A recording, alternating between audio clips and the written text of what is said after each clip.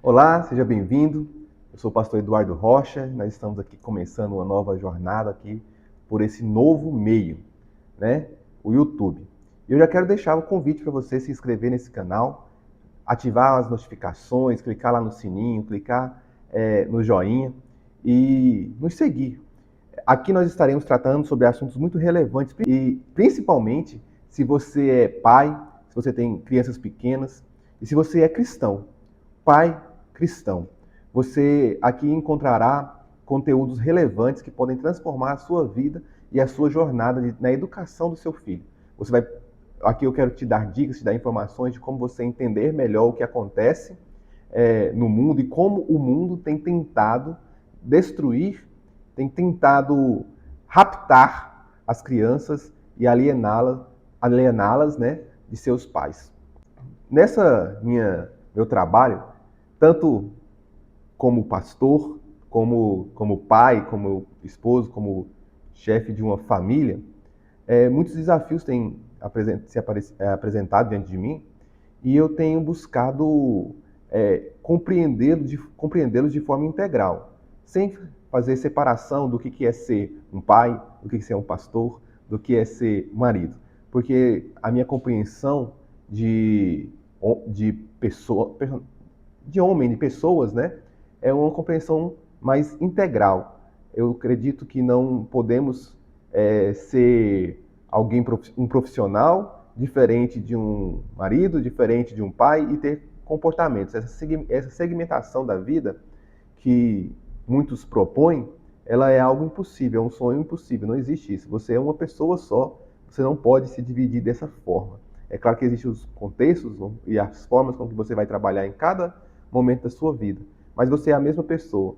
E o que nós precisamos, então, para melhorar a nossa vida profissional, para melhorar a nossa vida familiar, para melhorar a nossa vida espiritual, é melhorar o que nós somos, né? O que nós somos precisa ser melhorado. E por isso até mesmo o nome desse aulão que eu tenho anunciado nas minhas redes sociais, mas principalmente no meu Instagram, e convidando você para participar aqui, Despertar Cristão.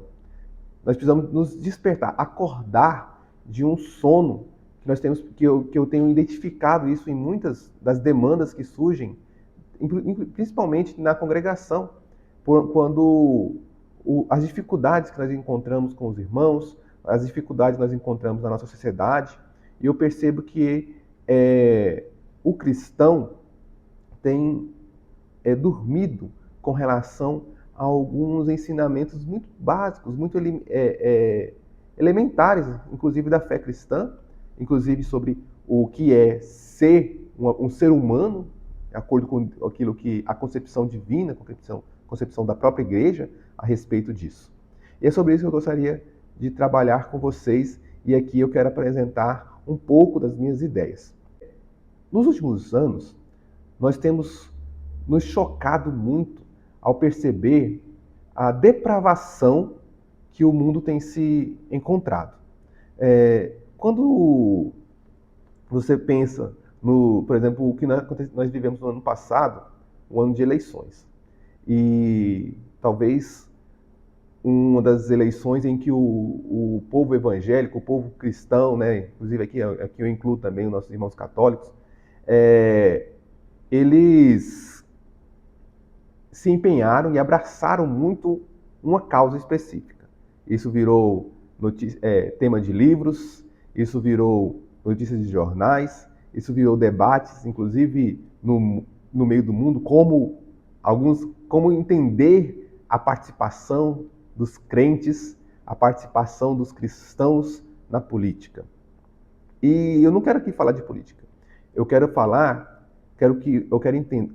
apresentar para vocês o que eu vejo, como eu interpretei aquilo que aconteceu e como tudo o que aconteceu no ano passado e continua se desdobrando ainda no nosso ano é resultado de algumas escolhas de um passado bem mais distante do que nós imaginamos.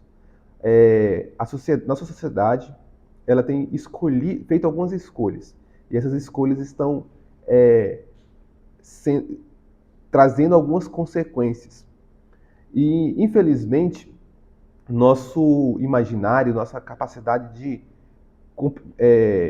conhecimento até mesmo histórico, vamos dizer assim, vamos usar esse termo aqui, a nossa consciência histórica tem se tornado tão limitada que nós não conseguimos visualizar a origem real dos principais problemas que nós acontecemos. Então, como pastor, eu fui convidado para, inclusive, sair da minha congregação e ministrar algumas palavras a respeito do que seria a participação do cristão na igreja, na política. Eu fui chamado para falar sobre o cristão e a política, que é o grande tema, talvez tenha sido o grande tema do final do ano passado. E estudando sobre isso, e mais do que estudando, percebendo a condição que as pessoas estavam de aflição, de preocupação com um resultado político, eu percebi que nós estávamos diante de um problema muito maior, que não se resolveria e com uma escolha de um candidato que com certeza nunca será o ideal, nunca existirá um candidato ideal. Até um dos temas dessas mensagens que eu ministrei é o seguinte, que se você é cristão, você não pode acreditar numa solução por meio de uma eleição. Afinal de contas, o homem perfeito, né, que nós cremos ser Jesus Cristo, ele nunca venceu uma eleição, né? Ele participou de uma e ele perdeu para Barrabás. E a consequência daquilo ali foi ser condenado. É claro que não era a intenção de Jesus, é claro, ser liberto, mas demonstra não a condição de Jesus, mas a nossa condição como homens. Nós muitas vezes queremos coisas perfeitas, mas a nossa condição como homem nos faz escolher fazer a escolha errada. Por mais que nós achamos e busquemos e dissemos que estamos buscando o melhor, nossa escolha acaba sendo por Barrabás, sendo escolhas erradas. Então, o que eu identifico, que eu quero trazer aqui nesse canal e usar esse primeiro vídeo para apresentar algumas das minhas ideias, algumas das minhas daquilo que eu entendi como de valor e te convidar a pensar a respeito dessas coisas também.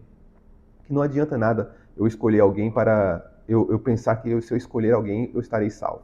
Eu preciso melhorar a minha vida, eu preciso melhorar quem eu sou para poder melhorar o meu filho, para poder dar o melhor para o meu filho.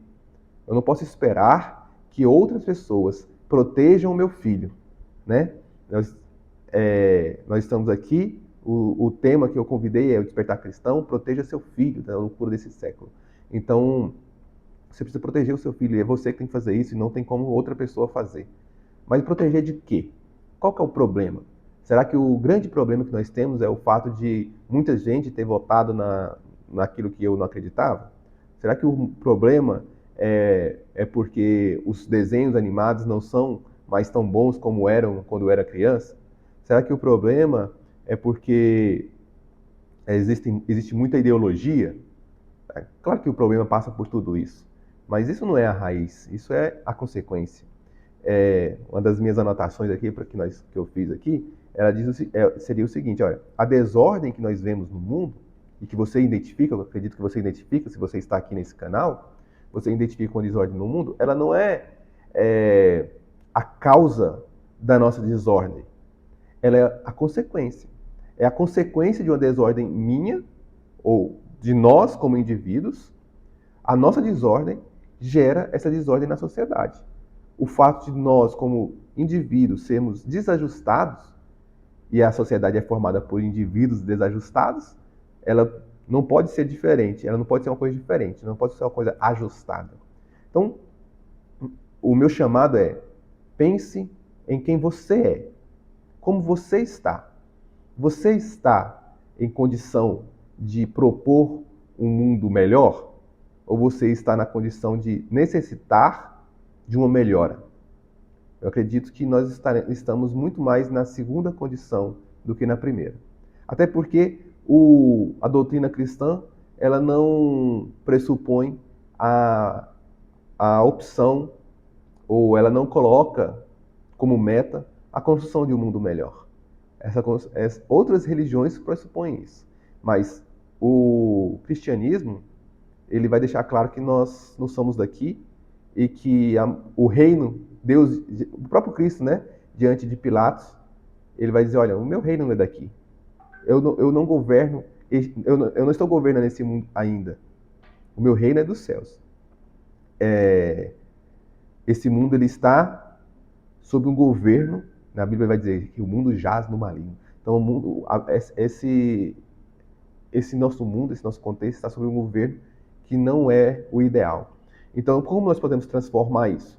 Primeiro, nós temos que pensar que nossa meta não é transformar isso, é transformar a nós mesmos. Nós precisamos deixar de ser a causa do problema. E como eu faço isso? Sendo um cristão verdadeiro, professando uma fé genuína, vivendo um cristianismo verdadeiro. E o que nos impede de nós fazermos isso? Então, de forma muito clara, existem muitos motivos que nos impedem isso. Mas aqui nesse vídeo, para esse vídeo, eu quero trazer você a meditar sobre as suas ideias. Porque as suas ideias, ou melhor, as ideias, têm consequências. A forma como você pensa, ela tem consequência no seu dia. Então, quando a Bíblia diz assim, ó, não se conformeis com esse mundo, mas transformai-vos pela renovação do vosso entendimento. Romanos, capítulo 12. Nós temos que ter claro que o que está na nossa mente, nosso coração, isso transborda para nossas atitudes. Então, nós precisamos fazer uma investigação das nossas ideias, do que nós guardamos no nosso coração. E vamos fazer um exemplo. O que eu preparei para hoje é um exemplo dessas ideias e como elas trazem consequências muito maiores. Eu queria que você imaginasse aquela bola de neve, né? Você pega um pequeno punhado de neve na sua mão, né? Você vê aqueles desenhos animados, né? Um pequeno punhado de neve e você rola ele em um penhasco.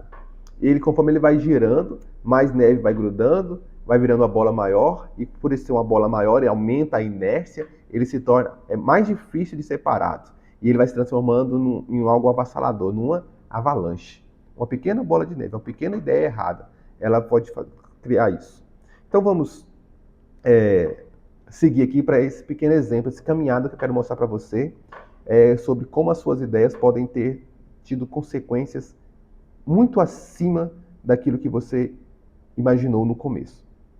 Uma ideia lá antiga, que ela diz o seguinte, talvez você nunca tenha escutado esse nome, essa palavra que eu vou dizer agora, mas você sabe muito bem do que eu estou falando. Você vai perceber que você sabe já do que eu estou falando. Nominalismo. Nominalismo é uma doutrina filosófica que vai negar a existência real dos universais. Vamos melhorar essa explicação? Dentro da ideia do nominalismo, e essa doutrina é muito antiga, estamos dizendo aí de pelo menos 2 séculos atrás, no mínimo, né? Talvez até um pouco mais, o nominalismo, ele pressupõe o seguinte: aquelas coisas que a sociedade possui, que os homens têm como valores reais, valores universais, valores que são independentes, eles não existem. Nenhum dos valores existe, nenhum dos grandes valores, dos valores universais, são algo real ou são algo que tem existência própria. Na verdade, quando eu falo que algo é belo, eu não estou...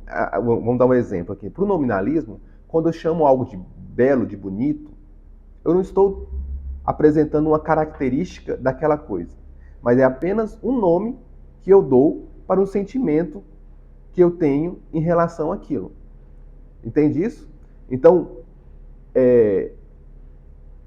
o nominalismo, ele vai dizer que os valores que estão presentes, inclusive, em inúmeras sociedades, são, na verdade, uma construção social cristalizando e dando nomes a alguns aspectos internos do homem e como esses aspectos interagem com o mundo. Vamos deixar mais claro. No livro A Abolição do Homem, do C.S. Lewis, ele traz um exemplo sobre isso. Ele tem ali no livro que está analisando, aí ele diz o seguinte, olha, um homem diante de uma cachoeira, dois homens diante de uma cachoeira. Um diz que bonita, e o outro diz que é algo esplêndido, que é algo maravilhoso, dá um elogio muito maior do que simplesmente bonito. E aí um terceiro analisa as duas afirmações e diz o seguinte, olha, quando alguém diz que aquela cachoeira é bela, ou outro diz que aquela cachoeira é esplendorosa, eles não estão falando algo a respeito da cachoeira em si, mas estão apenas refletindo o que eles sentiram com relação ao que eles viram. Em outras palavras, a beleza não está na cachoeira, mas está nos olhos de quem vê, né? Então, a beleza não é então um fato concreto da realidade, mas é um nome. O belo é um nome, por isso a ideia de nominalismo, é um nome que nós damos para explicar certas concepções internas nossas. E não algo que está externo e que é real, tão real quanto eu sou. Mas falando dessa forma, talvez muitas pessoas estejam pensando, mas é assim mesmo, a beleza. Tem gente que acha uma coisa bonita e eu acho outra coisa bonita, mas a beleza é assim mesmo. E será? Vamos analisar o que acontece se nós levarmos isso a cabo e dando continuidade? Bem, se esse valor superior, que antes era entendido como algo universal, ou seja, todos compartilhavam, por quê? Porque estava externo. Se estava externo, se é algo externo a mim, eu olho, você que me ouve olha e percebe. Aquilo é belo e nós dois temos a mesma compreensão, porque é externo a nós, não depende nem de mim, essa é uma palavra, não depende nem de mim nem de você, nós estamos apenas observando. E cabe a nós sermos capazes de observar tudo que existe naquele ser para sabermos se ele é belo ou se ele não é belo. Então, nós temos que nos esforçar para perceber o que está ali. Então, eu estou dando exemplo da beleza, mas isso é a verdade, funciona assim, a bondade é assim. Para o nominalismo, o que é verdade? Verdade é um nome dado para algo. É um nome que nós damos para nos referir a algumas coisas. É simplesmente um nome, não é algo não é uma coisa em si. O bom é um nome que eu dou para comunicar alguma coisa que está em mim e que eu gosto. E por isso eu chamo de bom e por isso eu tenho uma conotação positiva. Diferente do conceito mais clássico de bom, belo, verdadeiro, que eram entendidos como universais, transcendentais, ou seja, que passam, que estão além da minha própria compreensão. Veja, se eu não existisse, aquela cachoeira continuaria sendo bela para o pensamento antigo. Se eu nunca tivesse visto aquela cachoeira, ela continuaria sendo bela. Agora, para o nominalismo, ela só é bela porque eu a vi e eu tive um sentimento relacionado a ele.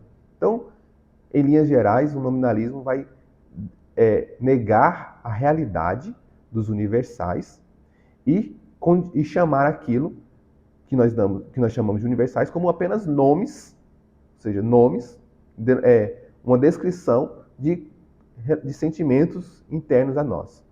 Bem, se esses sentimentos são internos a nós, então o meu sentimento não precisa ser igual ao seu. Então, como eu sinto a respeito de algo, nunca vai ser igual ao que você sente em relação até a esse mesmo algo. Logo, do nominalismo decorre o quê? O relativismo. O relativismo vai dizer que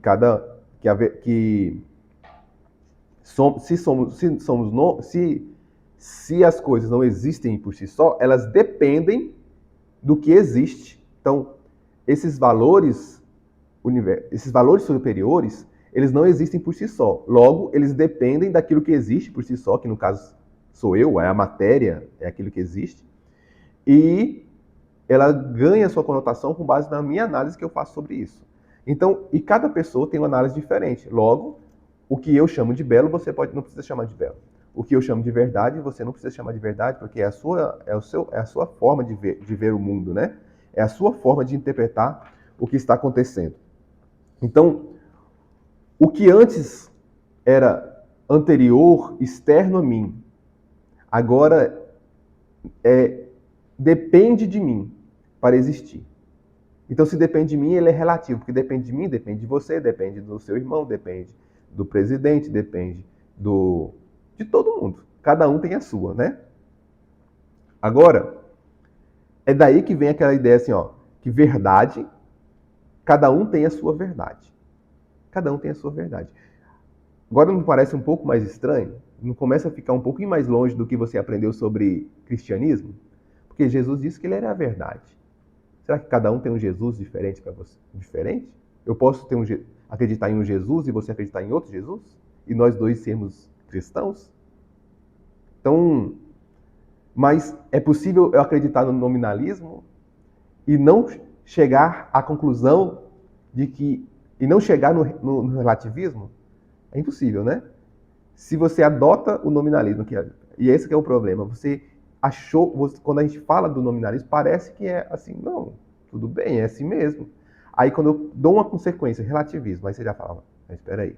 Mas alguns ainda vão começar, não, mas o relativismo é assim mesmo. O que para mim é verdade, para outras pessoas pode não ser. Esse negócio de verdade absolutas, ninguém conhece a verdade absoluta. Essas verdades absolutas são as causas das guerras. Então vamos continuar. Quando as verdades elas não são absolutas, elas dependem de você, ela não é externa a você mais, ela está dentro de você, você não precisa mais se submeter a ela. Percebe isso? Se a verdade ela não está mais em mim, não está mais fora de mim, ou seja, ela está em mim, eu não me submeto a ela. Ela se submete a mim. Então, o que é verdade é aquilo, eu posso então ser dono da verdade. Eu posso ser superior à verdade. A verdade depende de quê? Depende de como eu penso. Eu penso sim, é verdade para mim, pronto. Se isso é verdade para mim, isso é suficiente. É relativo. E isso, na mente moderna, geraria ali liberdade ao homem. Então, a terceira corrente filosófica, que elas são filhas, né? A mãe, a filha e a neta, chama-se liberalismo. Liberalismo é essa ideia de que, como a verdade não é algo externo, é algo interno, a verdade é que está sujeita a mim. E se a verdade está sujeita a mim, eu sou livre. Agora sim eu alcancei liberdade. Agora sim, eu sou livre para fazer o que eu quiser. Porque aqueles conceitos universais serviam apenas para aprisionar o homem e para gerar o quê? Para gerar escravidão. Então, aqueles retrógrados, aquele pessoal lá da Idade Média, aquele pessoal lá da época da época que a igreja mandava em tudo, eles falavam que era verdade, eles só servia isso para escravizar as pessoas, e aquela história toda que Paulo falou sobre a verdade, e que João escreveu que Jesus é a verdade, e a verdade veio e brilhou, isso aí é tudo uma forma de enganar as pessoas e de mantê-las escravas a um sistema religioso que é falho e que só quer mesmo, e na última instância ele só quer o dinheiro. É assim que a mente moderna pensa. Não, o pastor está falando isso porque ele quer o dízimo. E pronto. E aí, para se libertar disso, o que ele fez? O que a mente moderna criou? Para se libertar daqueles conceitos universais, ele destruiu os conceitos universais, então tudo se tornou relativo e agora as coisas se submetem a mim. Ótimo, todos nós somos livres. E não existe nada externo a nós. Vamos aqui fazendo o argumento, né? Se todos nós somos livres, tudo está fora de nós. Tudo está em nós. Portanto, Não existe mais motivo de ter guerra. Bem, mas não é isso que a gente vê. Por que a gente vê tantas guerras? Porque o século... Eu estou falando aqui de coisas do século XVII, do século XVIII, do século XIX. Por que no florescer de tudo isso, no final do século XIX, quando tudo isso vem mesmo com tudo e dá início ao século XX, que é o século onde tudo isso chega no seu ápice, no século XX, né, os anos 1900, alguma coisa, século XX, ele tem 2 guerras mundiais, tem bomba nuclear sendo explodida na cabeça das pessoas, tem guerras em todos os cantos, mas essa liberdade não deveria...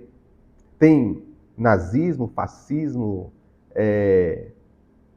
comunismo, marxismo, todas essas doutrinas, tem gulags, tem campo de concentração, tem campos de reeducação, tem o quê? Tem o homem explorando o homem da forma mais plena e jamais conhecida, com as tecnologias mais avançadas, né? Porque as pessoas pensam que se a tecnologia avançar, o homem avançou.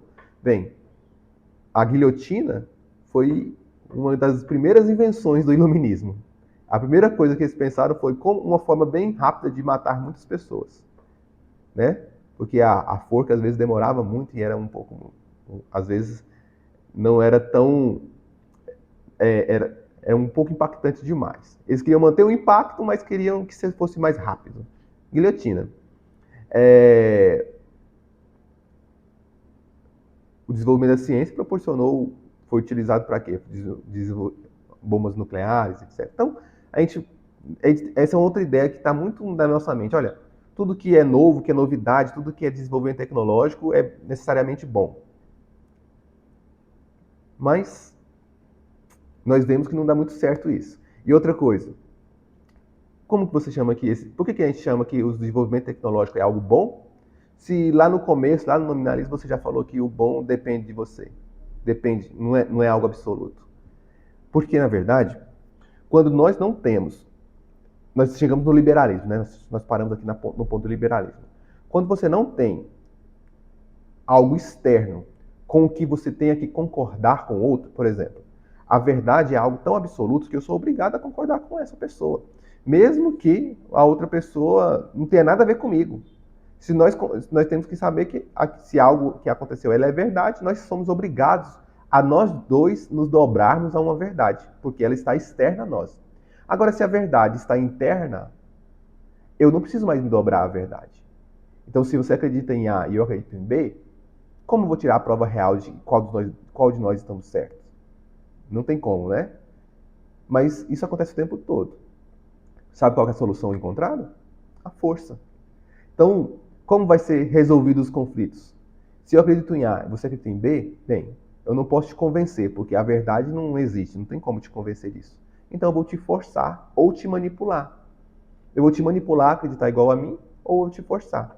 E é isso o nosso contexto. É isso o século XX. O século o resultado do que nós aprendemos, do que nós falamos até aqui, é o século da força ou da violência e da manipulação. Então, a violência, até mais da metade um pouquinho, nós vimos muito da violência com as grandes guerras mundiais. Da segunda metade em diante, nós vamos ver uma questão mais da manipulação, né, do marketing, da manipulação midiática. Nós vamos ver como que os nazistas usaram muito isso, muita propaganda para te convencer daquilo que era para eles a verdade. E como nós já tínhamos duvidado, já não acreditamos mais numa verdade absoluta, é muito mais fácil você ser convencido se você já abandonou a ideia de uma verdade absoluta. Bem, até aqui, se você está interessado, eu gostaria de repetir que nós vamos ter conteúdos parecidos com esse nível de raciocínio, de pensamento ao longo das nossas semanas, né, com esse canal. Então, eu gostaria de repetir, para você clicar no sininho, para você receber as notificações, para você se inscrever, para você continuar conosco ao longo dessa jornada. Mas então, o que nós temos que fazer como cristãos? Primeiro, ter consciência de que as nossas ideias elas têm consequências. E depois, fazer uma investigação de quais as ideias que eu tenho adotado. Você tem adotado o nominalismo sem saber? Ah, mas será que isso foi inventado agora? Veja, Lá no Éden, como que a serpente convenceu Eva? Ela relativizou a verdade de Deus. Deus disse, se eu comer, você vai morrer. Deus disse, certamente não vai morrer. Eu não tenho certeza que você vai morrer, não. Ela pôs em xeque uma verdade absoluta, relativizando ela. A serpente convenceu Eva de que ela seria livre da opressão de Deus, vamos colocar assim, se ela fosse capaz de desobedecê-lo. É mais ou menos isso que ela fez. Olha, o que Deus quer verdade é que você nunca seja igual a Ele. Ele só quer isso, ele só quer que você nunca seja igual a Ele, porque Ele quer ser superior a você. Mas você pode você também pode ser conhecedora. Não é assim o conhecimento do bem e do mal? Você pode ser conhecedora. Isso que é bem e mal, que é externo, o bem e o mal era externo, né? Isso não é externo. Não é algo externo a você que você tem que só conhecer e se afastar ou aproximar dependendo se for bom. Não, isso pode ser interno. Você pode comer isso. Olha a ilustração. Você pode ter isso dentro de você. É o nominalismo. É só uma ideia, por quem disse isso? Então, ela passa tanto por nominalismo, tanto por relativismo, relativizando, e a ideia de liberalismo. Você vai ser como Deus, você vai ser Deus. Essa é a consequência de ser do liberalismo. E qual é a verdadeira consequência? Morte, destruição, dor, sofrimento. Então, para pegar lá no Éden, se eu chegar mais para frente um pouquinho, se você for pensar em Platão diz, as grandes discussões de Platão eram com os sofistas.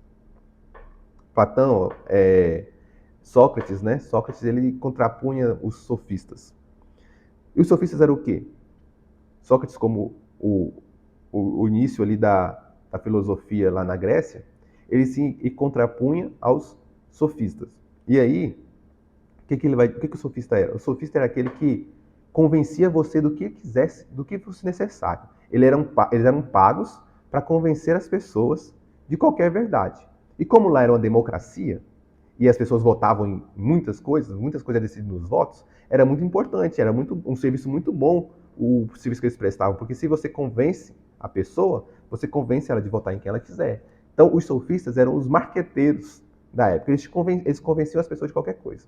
E Sócrates, seguido por Platão e Aristóteles, eles vão seguir a linha seguinte: a verdade é a verdade, eu preciso conhecer a verdade, nós precisamos viver por essa verdade.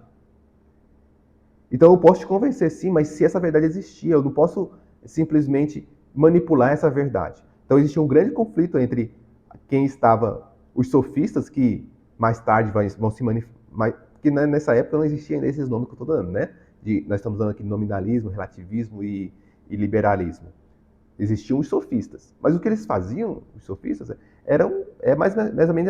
mais ou menos a mesma coisa que vai voltar a ser feito pelos nominalistas e pelos relativistas. Então, mas a grande questão é que lá na antiguidade clássica até o princípio da modernidade, o padrão filosófico superou o padrão, foi superior ou venceu, de certa maneira, o padrão sofista.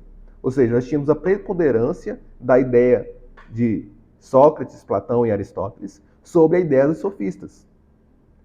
E o que mudou? Mudou que agora nós estamos perdendo. Agora o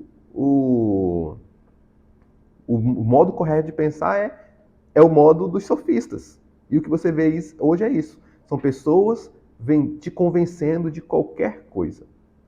E é por isso que eu iniciei esse trabalho aqui. Não porque eu seja um filósofo, porque eu seja um grande conhecedor dessas coisas, mas porque a verdade é algo muito mais... porque como pastor, na verdade, eu preciso alicerçar a minha mensagem, meus princípios de educação, inclusive como pai, na verdade. E por que eu abri esse canal? Porque eu percebi que as pessoas não querem a verdade. Elas não querem a verdade, elas querem ser donos da verdade. Elas não querem submeter-se à verdade. E quando nós nos submetemos à verdade, nós não podemos, nós não superamos esse mundo, nós somos escravos desse mundo. porque esse mundo tem mais ferramentas do que nós. Então você vai ver toda a ideologia de gênero, ela é baseada na negação da realidade. E aí nós somos muito mais... Se nós pensamos em...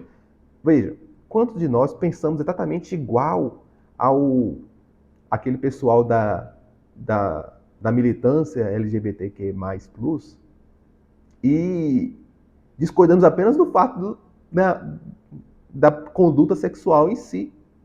E concordamos com todo o resto. Você não vai conseguir proteger o seu filho se você concorda com o seu inimigo. Ele quer te destruir. Se você já concordou com isso, esse último ponto é apenas um detalhe, é apenas uma questão de geração. Então, se você não conseguir passar para o seu filho tudo isso que antecede... Por quê? Porque as mudanças, elas são geracionais. Elas são geracionais no seguinte sentido.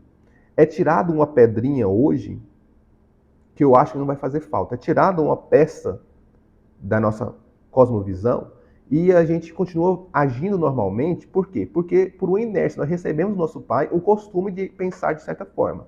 Então, hoje é retirada uma peça e nós não mudamos tanto assim o nosso comportamento, mas tira uma pecinha do quebra-cabeça que forma o nosso imaginário, a nossa mente, aquilo que nós concebemos como realidade. Ao tirar essa pecinha, nós podemos até continuar vivendo por uma certa inércia daquilo que nós recebemos dos nossos pais, mas nós seremos incapazes de passar isso para os nossos filhos. E quando nossos filhos se perguntarem a respeito de alguns assuntos, aquela peça vai fazer falta. E aí ele vai se dobrar ao mundo. E eu quero dizer para você, o mundo que aguarda o nosso filho, o seu filho, é muito pior do que o mundo de hoje. Como o mundo que nós vivemos hoje é pior do que os nossos pais. Mas nós temos um saudosismo equivocado. Nosso saudosismo de que na geração anterior era melhor.